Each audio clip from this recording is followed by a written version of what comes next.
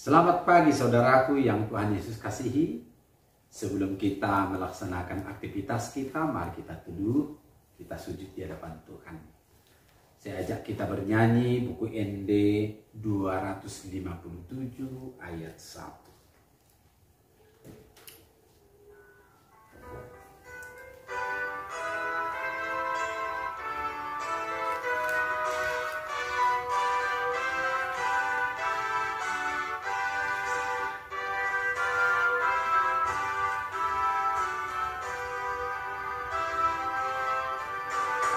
Tunuk tiba kata uduk bema kita lamar somba tutup kata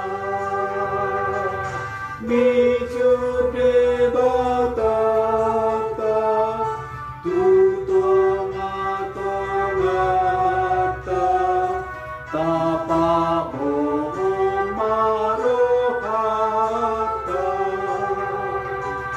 Sobama debata debadua gereja nasa alopoa. Kita berdoa. Terima kasih Allah Bapa di surga yang selalu begitu dekat dengan kami. Bahkan Tuhan mengulurkan tangannya menjamah kami, menuntun kami. Dan di pagi hari ini kami rasakan Tuhan anugerah dan berkat-Mu yang begitu baik telah menyelamatkan kami. Puji syukur ya Bapa, pagi ini pun kami mohon Engkau menyapa kami Tuhan lewat firman. Dalam nama Yesus Kristus kami berdoa. Amin. Saudaraku, pembacaan firman Tuhan dari 1 Korintus pasal 3 ayat 16. Demikian firman Tuhan. Tidak tahukah kamu bahwa kamu adalah bait Allah dan bahwa roh Allah diam di dalam kamu? Demikian pembacaan firman Tuhan. Saudaraku, nats ini tentu sangat akrab dalam kehidupan kita. Secara khusus dalam panggilan-panggilan pembinaan, maka ada harapan dari nats ini bahwa tentu kita tahu. Kalau ditanya tidak tahukah kamu, maka oleh firman Tuhan ini tentu kita tahu atau semakin tahu, berusaha tahu. Ini kebahagiaan bagi kita di pagi hari ini. Dan kalau dihubungkan dengan penegasan firman Tuhan ini bahwa kamu adalah bait Allah. Kalau tubuh manusia dikaitkan dengan bait Allah. Memang manakala orang percaya telah menerima Roh Kudus, maka ada penetapan Allah di dalam tubuh manusia itu ialah tempat di mana Roh Kudus bisa singgah. Dan Roh Kudus yang ada pada hati manusia itu sangat berperan aktif, menuntun, mengajari, mengarahkan. Ini kebahagiaan bagi kita orang beriman. Dan ini karya kasih Tuhan yang sangat besar. Nah, bait Allah, tubuh kita ini tentu itu tidak hanya di dalam tersimpan. Bait Allah yang menuntun itu dia juga akan menunjukkan produktivitas rohani. Bait Allah itu juga dalam kaitan dengan bait Allah sebagai gereja. Gereja yang menjadi tempat berkumpul orang-orang percaya. Tentu gereja tidak bercita-cita kalau kedatangan orang-orang percaya itu datang beribadah. Hanya bersifat ke dalam saja tujuannya. Bahkan tugas mulia orang percaya oleh firman Tuhan. Maka manakala orang percaya keluar dari gereja, predikatnya, wibawanya ialah pergi memberitakan Injil, memberitakan keselamatan, menunjukkan damai sejahtera. Nah, oleh karena itu, ajakan dari firman Tuhan ini sebagai tubuh, sebagai bait Allah, demikian juga gereja sebagai bait Allah. Kira-kira hal apa yang perlu kita hayati? Penting sekali. Terlebih di tengah-tengah suasana zaman kita yang cepat sekali perubahannya. Alangkah indahnya kalau kita pun memastikan bahwa tubuh kita sebagai bait Allah itu mempunyai pondasi benar-benar di dalam pondasi yang bersumber dari Tuhan. Tubuh Kristus. Itulah pijakan yang kokoh.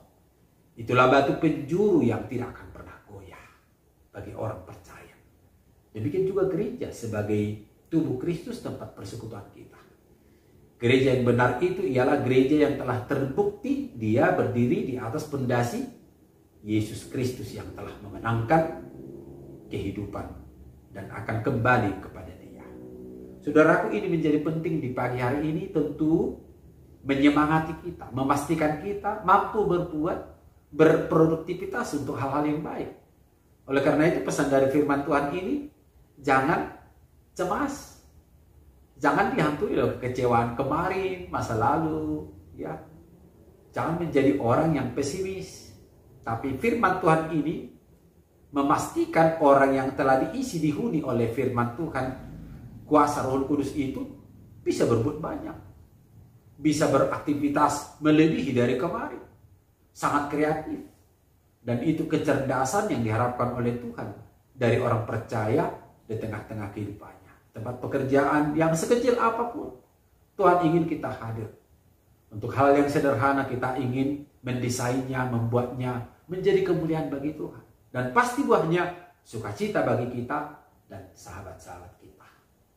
PR kita tentu sebagai bait suci ialah jangan pernah tidak mempersiapkan diri menerima kepelbagaian.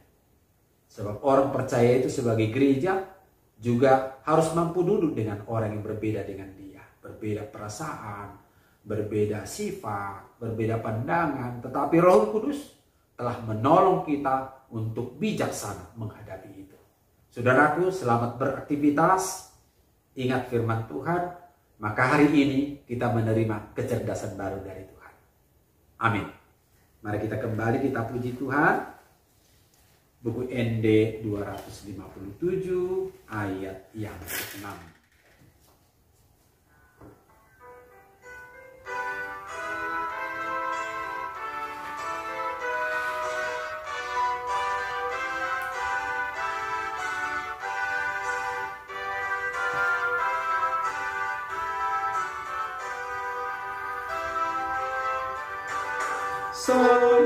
Saingani au joro baitodiku bagas abadiya ordu saibo motiau bain holong rohaku di hotu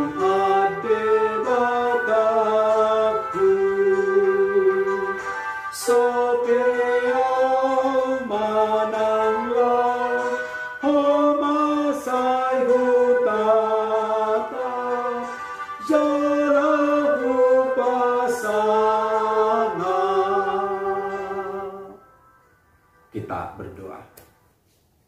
Kami mengucapkan syukur ya Tuhan. Betapa mulianya Engkau Tuhan.